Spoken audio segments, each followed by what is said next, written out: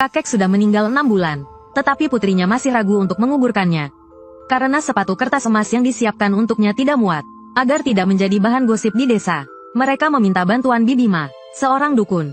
Tetapi Bibi Ma, dengan semua ilmunya, tidak berdaya. Karena putus asa, dia meminta bantuan Paman Liao. Paman Liao menyeka mulutnya dan ragu sejenak. Bibi Ma juga bisa dibilang rekan seprofesinya, dan orang yang cukup baik. Maka Paman Liao memutuskan untuk membantu Bibi Ma melihat apa yang terjadi. Dia membawa kami ke ruang duka kakek.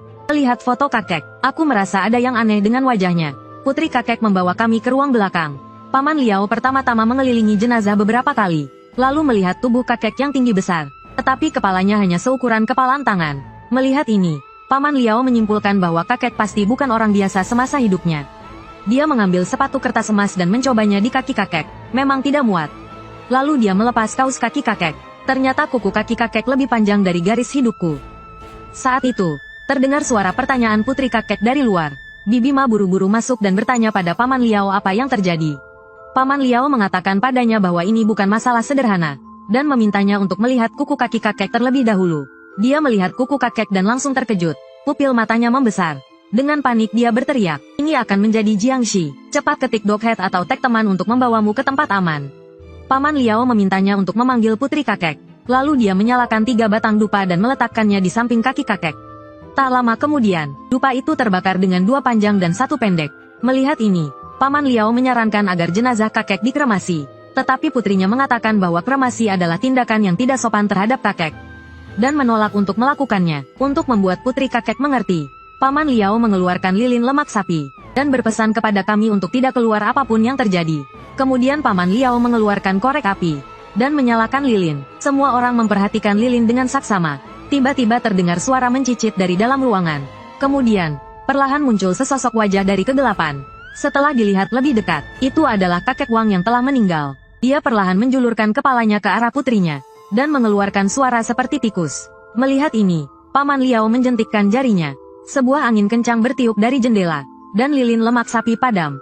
Saat putri kakek masih ketakutan, Paman Liao memintanya untuk melihat apakah ada perubahan pada telapak kaki kakek. Putrinya membuka lebar matanya dan melihat ke telapak kaki. Kaus kaki yang tadinya bersih, sekarang penuh debu. Melihat wanita itu ketakutan, Paman Liao bertanya apa pekerjaan kakek semasa hidupnya, dan apakah dia memiliki barang antik atau perhiasan. Wanita itu dengan gugup menjawab, "Keluarga kami miskin. Setelah kakek meninggal, dia hanya meninggalkan gubuk jerami untuk kami." Melihat dia tidak mau bicara, Paman Liao mengemasi barang-barangnya dan bersiap untuk pergi. Tetapi sebelum pergi, dia mengingatkan wanita itu, bahwa jenazah kakek harus segera dikremasi, jika tidak akibatnya akan buruk. Putra kakek mengatakan kepadanya, bahwa kakek pernah menjadi tentara, dan berjasa besar. Mendengar ini, Paman Liao tersenyum tipis. Saat itu dia sudah menduga apa yang sebenarnya terjadi. Sebenarnya, kakek itu dulunya adalah seorang tikus tanah. Mendengar hal itu, pria tersebut terkejut. Paman Liao pun menjelaskan, tikus tanah bukanlah tikus biasa, melainkan sebuah ilmu bela diri pencurian. Tetapi untuk menguasai ilmu ini, dibutuhkan tubuh sakti. Dan tubuh sakti kakek itu adalah kaki kanannya. Setelah dikuasai, dia bisa melompati tembok dan berjalan di atap rumah semudah berjalan di tanah datar. Dan menggali lubang di tanah dengan kecepatan yang luar biasa.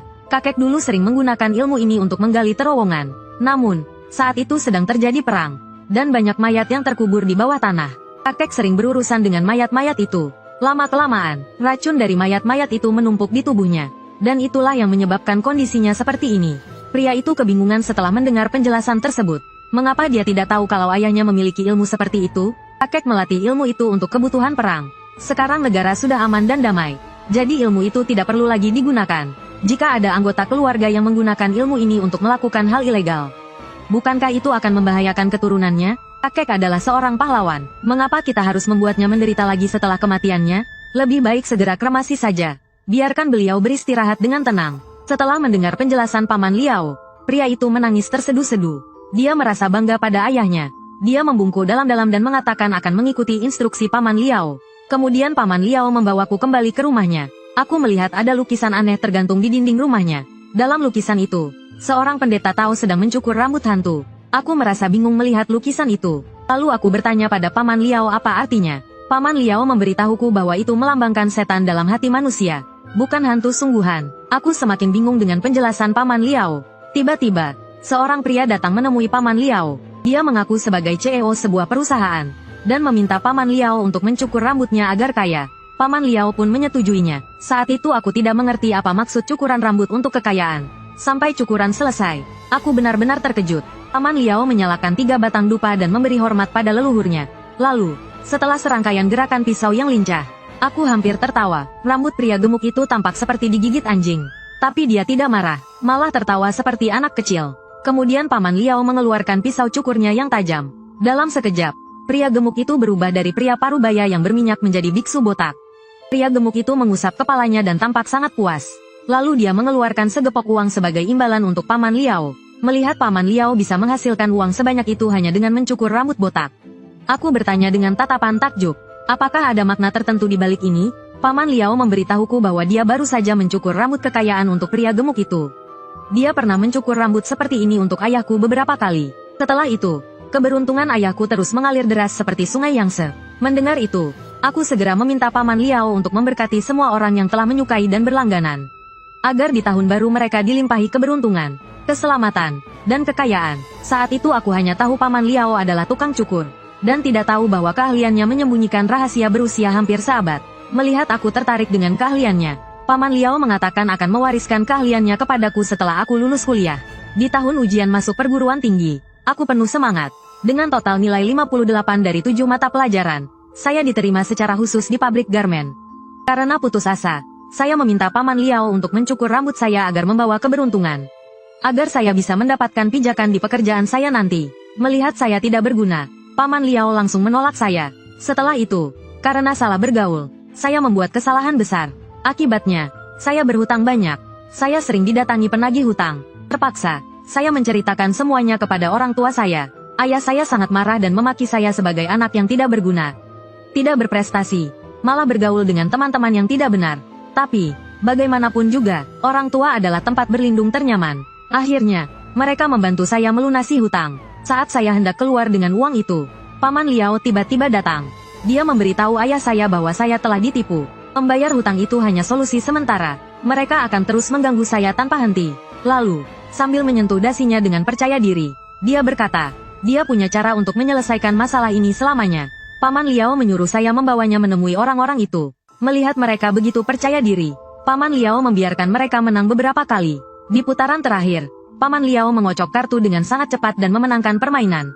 Mereka semua tercengang. Mereka tahu bahwa mereka telah bertemu dengan seorang ahli. Lalu mereka menawarkan untuk menghapus hutang saya, dan berjanji tidak akan mengganggu saya lagi. Untuk membalas budi Paman Liao yang telah berulang kali menolong saya, ayah saya mengundang Paman Liao makan malam di rumah kami. Dia menatap cangkir di tangannya dengan penuh perenungan. Tiba-tiba, dengan serius dia bertanya apakah saya masih ingin belajar keahliannya. Dengan penuh semangat, saya hendak menjawab ya. Tetapi ayah saya tiba-tiba berdiri dan memotong pembicaraan. Melihat itu, Paman Liao mengerti maksud ayah saya dan tidak melanjutkan pembicaraan. Setelah malam itu, hubungan saya dengan Paman Liao perlahan menjauh. Tetapi saya masih sering mengunjunginya. Suatu hari, saat saya berpakaian rapi untuk mengikuti pemilihan wakil ketua kelompok di pabrik garmen, tiba-tiba telepon di saku saya berdering. Ibu saya memberitahu saya bahwa Paman Liao sedang sekarat dan meminta saya untuk segera menemuinya. Mendengar itu, saya seperti tersambar petir. Tanpa pikir panjang, saya bergegas keluar kamar. Saya berlari tanpa henti ke rumah Paman Liao. Ketika saya tiba di rumahnya, saya melihat dia sedang mencukur rambut seseorang. Tetapi ketika dia menoleh ke arah saya melihat Paman Liao sudah sangat kurus. Saya segera bertanya apa yang terjadi. Dengan tenang, dia memberitahu saya bahwa dia menderita kanker stadium akhir.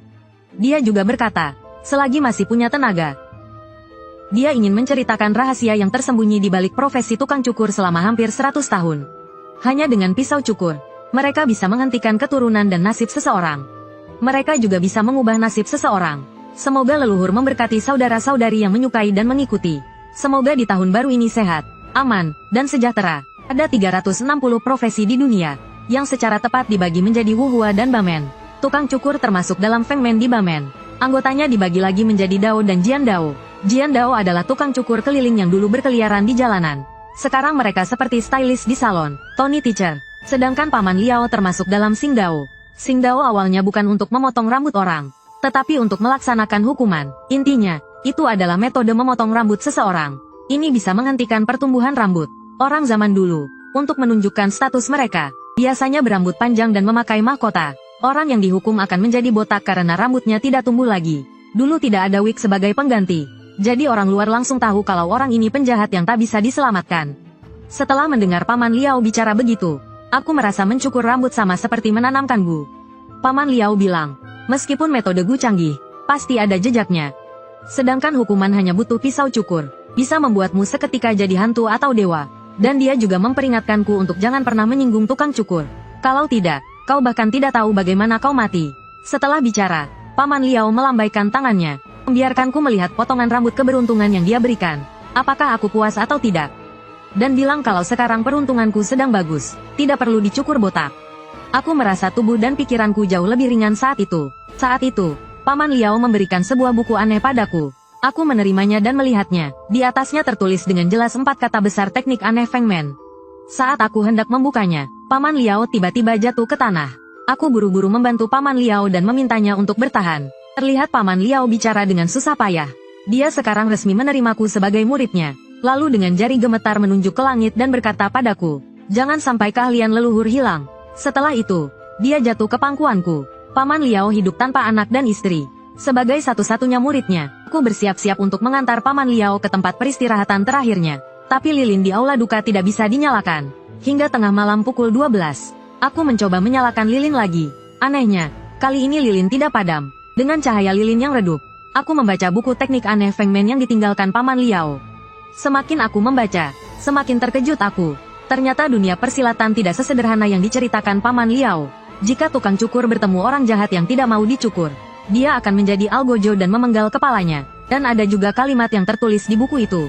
Sisakan kepala, jangan sisakan rambut. Saat itu, aku tiba-tiba mendengar tangisan bayi dari luar. Tangisan itu terdengar aneh, kadang keras kadang pelan. Bersamaan dengan itu, lilin di aula duka memercikkan api biru. Aku semakin yakin kalau ada sesuatu yang buruk akan terjadi. Sebagai murid tukang cukur, aku harus melihat apa yang sebenarnya terjadi. Mengikuti suara itu, aku sampai di rumah Pali di ujung barat desa. Tapi aku menemukan pemandangan yang sangat aneh. Bayi di kamar tidur terus menangis. Tapi keluarga Pali di ruang tamu tertidur pulas tanpa reaksi. Tanpa pikir panjang, aku langsung menuju kamar tidur. Tiba-tiba angin dingin berhembus dari kamar tidur. Dan bahkan ada sepasang kaki melintas di atasku. Aku bergegas menuju tempat tidur bayi di kamar. Terlihat bayi itu seperti kesulitan bernapas. Wajahnya membiru. Bersamaan dengan itu, pisau cukur di tanganku memancarkan cahaya merah.